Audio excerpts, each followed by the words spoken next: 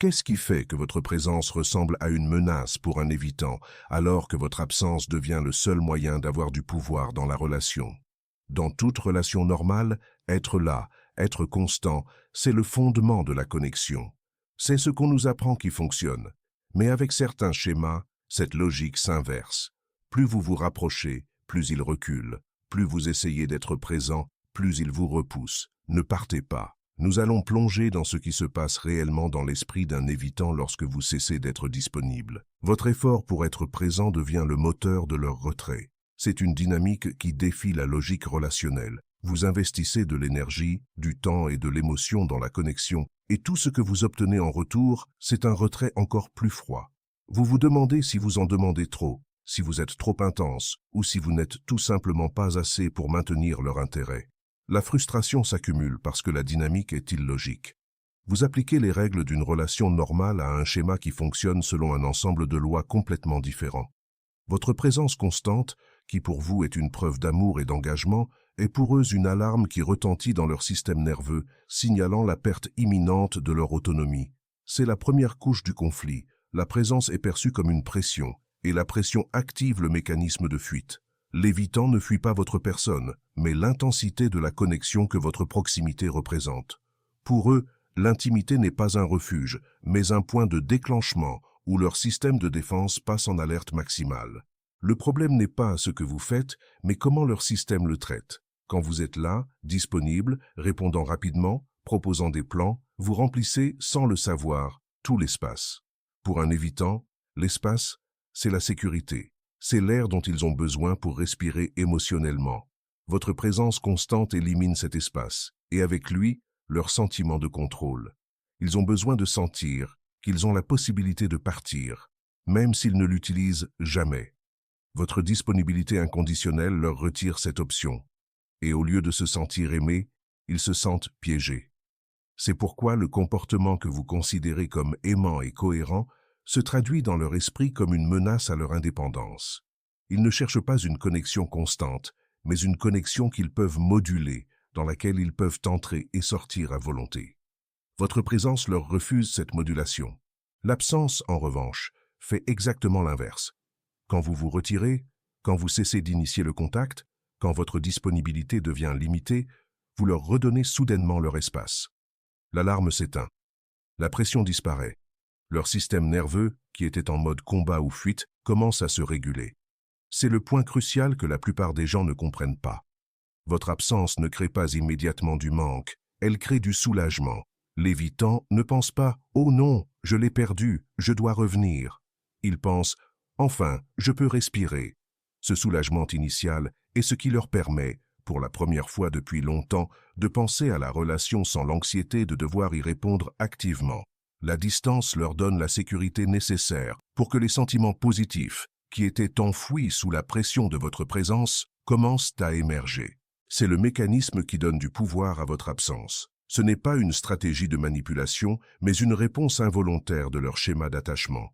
Alors que votre présence leur rappelle l'obligation et la perte de contrôle, votre absence leur permet de se souvenir des bons aspects de la connexion sans le coût émotionnel immédiat. C'est comme si la relation ne devenait sûre pour eux que lorsqu'elle n'est pas active.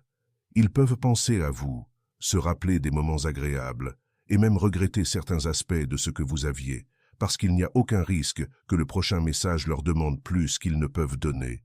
L'absence devient un amortisseur, un bouclier qui leur permet de traiter la connexion à une distance sûre.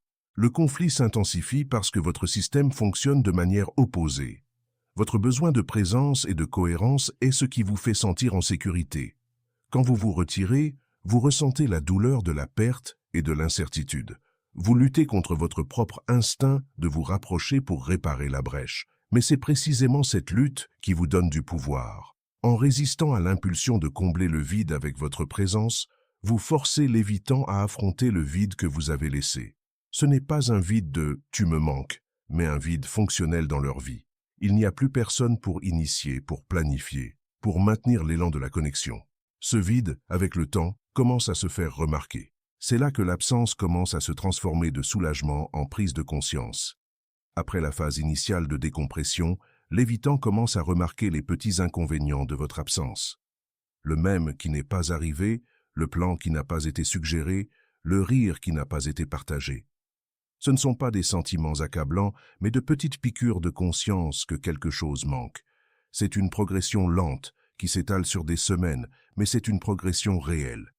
Votre absence les force à sortir de leur bulle d'autosuffisance et à enregistrer que la connexion avait une valeur qui est maintenant absente. L'erreur la plus courante est de réintroduire votre présence trop tôt, juste au moment où l'évitant sort de la phase de soulagement et entre dans la phase de prise de conscience. Un message de vous, un appel, une réapparition soudaine réinitialise le cycle. Votre présence fait retentir l'alarme à nouveau et ils se retirent à nouveau. C'est comme si vous escaladiez la montagne et juste avant d'atteindre le plateau de la conscience, vous glissiez et tombiez jusqu'à la base. La clé est de comprendre que l'évitant a besoin de temps pour que son système traite l'absence et la réinterprète comme quelque chose qui vaut la peine d'être récupéré, et non comme quelque chose dont il faut fuir. La présence est une monnaie dévaluée dans cette dynamique, tandis que l'absence est une réserve de valeur. Pensez-y comme à un marché. Si un produit est disponible en excès, sa valeur perçue diminue. Votre présence constante devient ce produit en excès. Ce n'est pas que vous ne soyez pas précieux, c'est que votre disponibilité illimitée réduit l'urgence d'acquérir ou de maintenir cette valeur. L'évitant, comme tout consommateur, ne valorise que ce qu'il perçoit comme rare ou difficile à obtenir. Votre absence crée cette rareté. Ce n'est pas un jeu, mais une réponse à un système de valeurs déformé par le schéma d'attachement. Ils ne peuvent pas valoriser ce qui est garanti. Le problème avec la présence, c'est qu'elle vous place dans une position réactive. Vous réagissez constamment à leur retrait, poursuivant l'espace qu'ils créent. Votre énergie est dépensée à combler l'écart, ce qui ne fait que leur donner plus de raison de l'élargir. L'absence, en revanche, vous place dans une position proactive.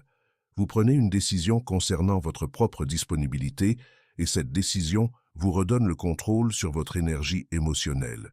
Vous ne poursuivez plus, vous établissez une limite invisible qui dit « ma connexion n'est pas inconditionnellement garantie ». Cette limite est ce que l'évitant respecte, parce que c'est une limite qui n'exige rien d'eux, elle établit simplement une réalité à votre sujet. L'absence vous permet de réintroduire la connexion selon vos propres termes, pas les leurs.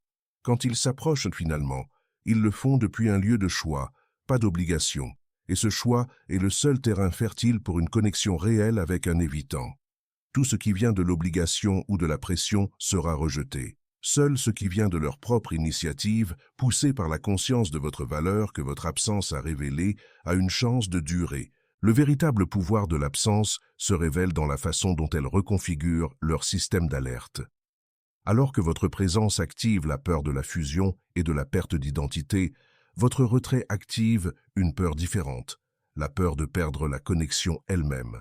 C'est une peur subtile, pas dramatique, mais efficace. L'évitant fonctionne sous la prémisse qu'il peut avoir la connexion sans le coût de l'intimité. Votre absence brise cette prémisse. Elle les force à affronter la possibilité que la connexion qu'ils tenaient pour acquise ne soit plus disponible selon les termes qu'ils dictaient. Cette confrontation est le premier pas vers une réévaluation. Ce n'est pas qu'ils vous manquent émotionnellement comme vous le feriez, c'est qu'ils regrettent le confort, la familiarité et le soutien que votre présence leur apportait sans effort. C'est une perte fonctionnelle avant d'être une perte émotionnelle. La présence constante leur permet de maintenir une fantaisie d'autosuffisance. Ils peuvent se retirer, ils peuvent être distants, et pourtant, le filet de sécurité de votre disponibilité est toujours là. Cela renforce leur croyance qu'ils n'ont besoin de personne et que l'intimité est optionnelle. Votre absence démantèle cette fantaisie. Soudain, ils doivent faire le travail émotionnel que vous faisiez. Ils doivent combler le vide social, logistique ou émotionnel que votre présence couvrait. Cette confrontation avec leurs propres besoins est inconfortable, et c'est cet inconfort qui, ironiquement, les rapproche de la réalité de l'interdépendance. Ce n'est pas un changement de personnalité, mais un ajustement pragmatique à une nouvelle réalité relationnelle. C'est là que le récit passe de la description du conflit à l'explication de son mécanisme.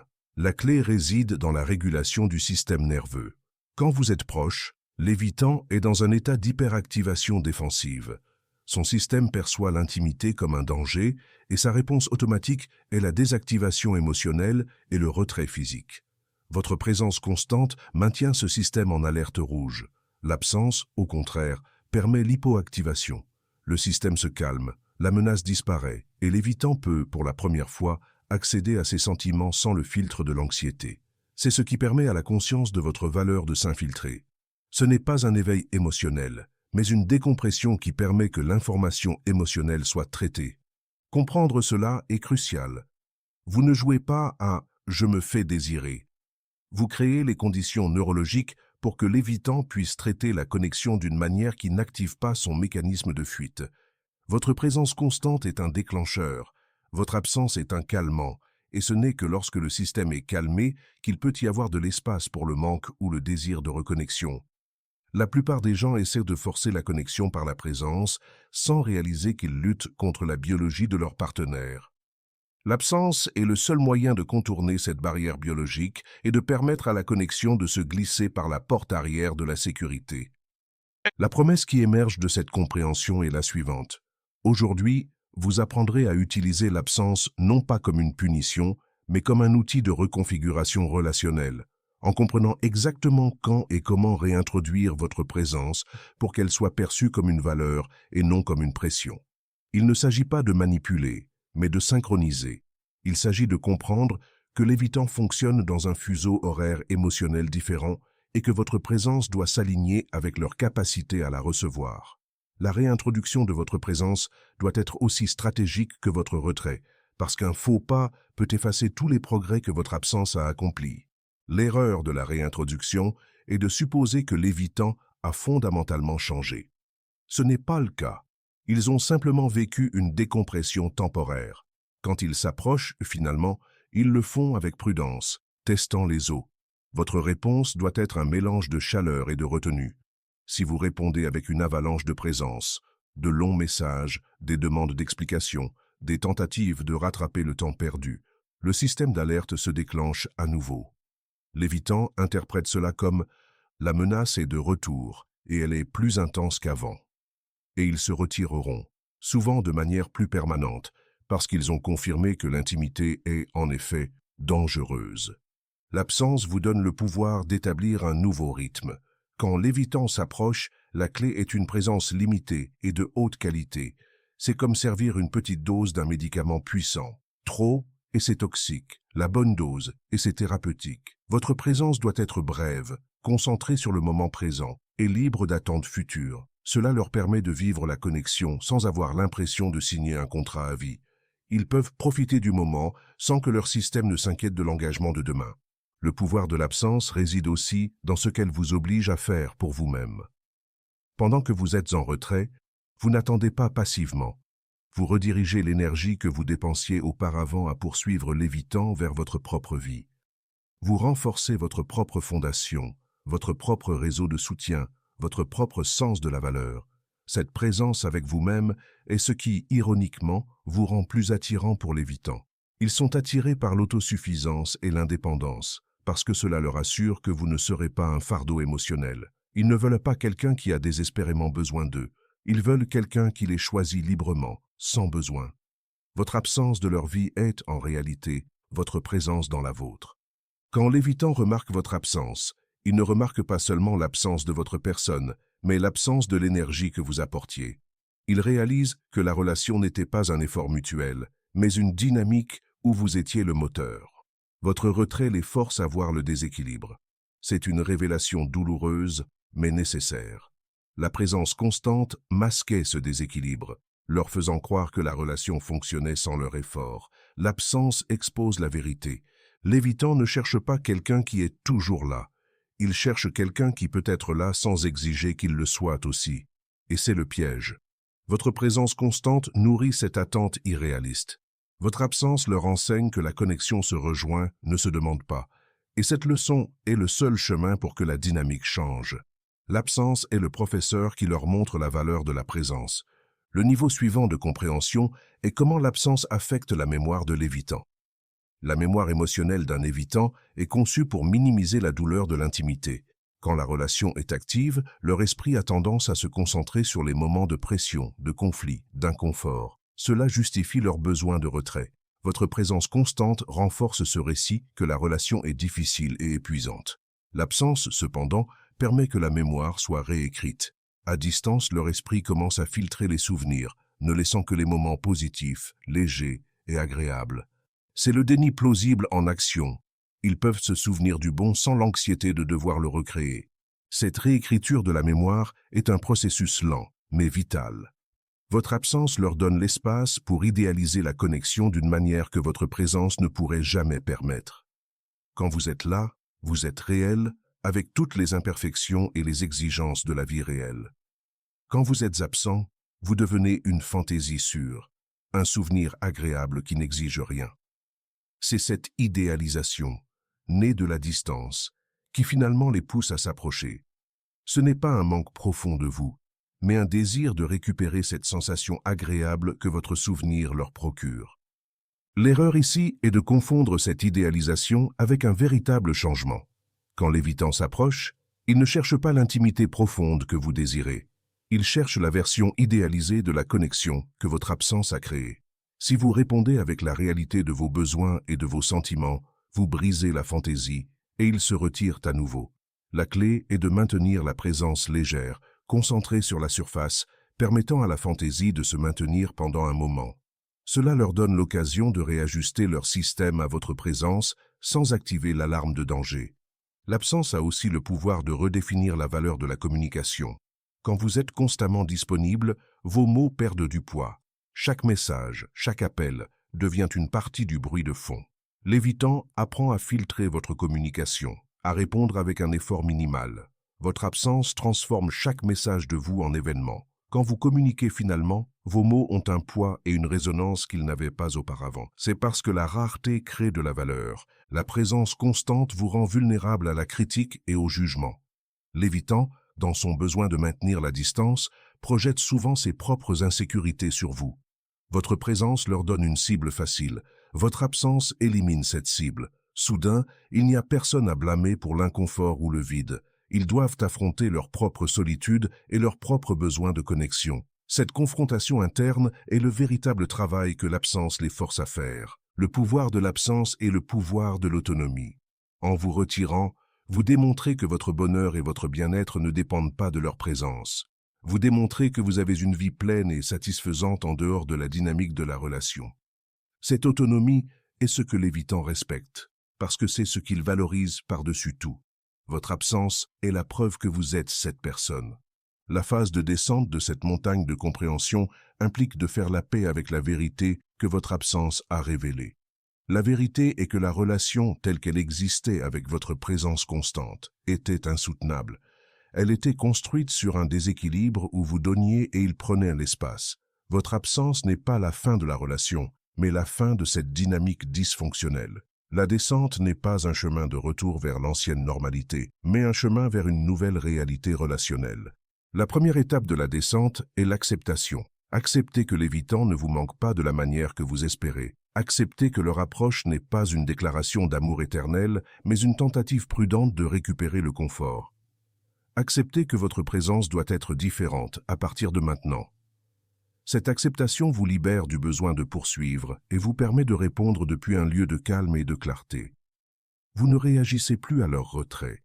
Vous répondez à leur approche avec une présence mesurée et consciente.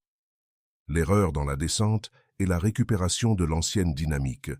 Quand l'évitant s'approche, la tentation est de redevenir le moteur de la relation, de combler le vide avec votre présence inconditionnelle. C'est une erreur fatale. L'évitant interprète cela comme une confirmation qu'ils peuvent revenir à leurs anciens schémas sans conséquence.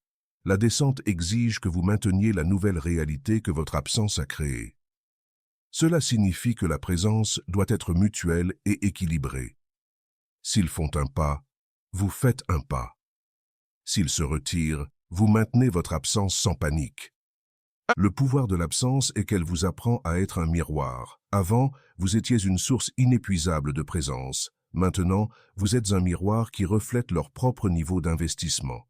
S'ils s'approchent avec une présence de haute qualité, vous reflétez cette présence. S'ils se retirent, le miroir reflète l'absence. Cette réciprocité est le seul moyen d'enseigner à l'évitant que la connexion nécessite un effort mutuel. Ce n'est pas une punition, mais une leçon de cause à effet. La présence qui fonctionne avec un évitant est une présence qui respecte leurs besoins d'espace. Cela signifie que quand vous êtes avec eux, vous êtes complètement présent, concentré et engagé. Mais quand vous n'êtes pas avec eux, vous êtes complètement absent, concentré sur votre propre vie. Cette alternance claire entre présence totale et absence totale est ce qui leur permet de se sentir en sécurité. Ils savent que quand vous êtes là, et quand vous n'y êtes pas, vous n'envahissez pas leur espace mental. Le résultat final de l'utilisation stratégique de l'absence n'est pas nécessairement que l'évitant change et devienne une personne sécure. L'absence n'est pas une baguette magique. Le résultat est que vous obtenez la clarté que votre présence constante vous refusait. L'absence vous montre le niveau réel d'investissement de l'évitant. Si votre retrait ne génère aucun mouvement, si l'absence ne les conduit pas à la prise de conscience, alors vous avez l'information dont vous avez besoin pour prendre une décision éclairée sur la viabilité de cette relation. L'absence vous donne le pouvoir de choisir. Avant, vous vous sentiez piégé dans la dynamique de poursuite. Maintenant, vous avez la possibilité de réintroduire votre présence selon vos propres termes ou de maintenir votre absence et d'aller de l'avant. Ce choix est le véritable pouvoir que votre retrait vous accorde. Vous n'êtes plus une victime de leur schéma. Vous êtes un agent actif dans la définition de votre propre vie relationnelle. La livraison du résultat de la promesse réside dans la compréhension que le pouvoir de votre absence n'est pas un tour, mais une vérité fondamentale sur la dynamique de l'attachement évitant. L'absence a plus de pouvoir que votre présence parce que c'est le seul langage que leur système nerveux comprend. Votre présence parle le langage de l'intimité, qui pour eux est le langage du danger. Votre absence parle le langage de la sécurité, qui est le seul langage qui leur permet d'entendre la valeur de la connexion. Le résultat est qu'en utilisant l'absence comme outil de reconfiguration, vous vous transformez. Vous cessez d'être le poursuivant anxieux et devenez la personne qui établit le rythme. L'évitant peut ou non changer, mais vous, oui. Et c'est la véritable victoire. Votre présence devient plus précieuse parce qu'elle est rare et de haute qualité. Votre absence devient puissante parce qu'elle est une démonstration de votre autonomie. Le véritable changement se produit quand l'évitant, en s'approchant après votre absence, rencontre une présence différente. Une présence chaleureuse mais contenue, attirante mais pas exigeante. Une présence qui n'essaie pas de remplir tout l'espace mais qui laisse de la place pour qu'il se présente aussi. Cette nouvelle façon d'être présent est le résultat final de votre absence stratégique. Vous avez rééduqué la dynamique, pas la personne. Si l'évitant ne s'approche pas, ou si son approche est superficielle et non soutenue, l'absence vous a donné le résultat le plus précieux de tous, la liberté. La liberté de savoir que vous avez fait tout ce que vous pouviez, et que la dynamique n'était pas viable. L'absence vous libère de l'illusion que votre présence constante aurait pu arranger les choses. Elle vous donne la certitude que le manque de connexion n'était pas le reflet de votre valeur, mais une conséquence d'un schéma d'attachement incompatible. L'absence est le catalyseur qui vous permet de voir la relation sans le filtre de l'espoir. Elle vous permet de voir l'évitant pour ce qu'il est, et non pour ce que vous espérez qu'il soit. Et cette clarté est le plus grand pouvoir que vous puissiez avoir. C'est la capacité de prendre des décisions basées sur la réalité, pas sur la fantaisie. Quand vous comprenez que votre présence constante active la peur et que votre absence active la prise de conscience, vous cessez de lutter contre le courant. L'absence n'est pas une stratégie de jeu, mais une stratégie de survie émotionnelle. Elle vous permet de récupérer votre énergie, de redéfinir votre valeur et, finalement, de créer les conditions pour une connexion qui est choisie, pas exigée. L'absence est l'espace où l'évitant peut, pour la première fois, ressentir la valeur de ce qu'il a perdu, et c'est l'espace où vous pouvez, pour la première fois, ressentir votre propre valeur. Si cette dynamique de présence et d'absence a résonné en vous et vous a aidé à comprendre pourquoi vos efforts pour être présent échouaient, partagez dans les commentaires le moment où vous avez réalisé que votre retrait était le seul moyen d'être vu. Si vous avez déjà utilisé l'absence pour reconfigurer une dynamique, racontez aux autres ce que vous avez appris. Likez si cette vidéo a changé votre façon de voir le pouvoir de la distance et abonnez-vous pour d'autres perspectives claires sur le fonctionnement réel des schémas évitants dans une relation. Merci d'avoir regardé.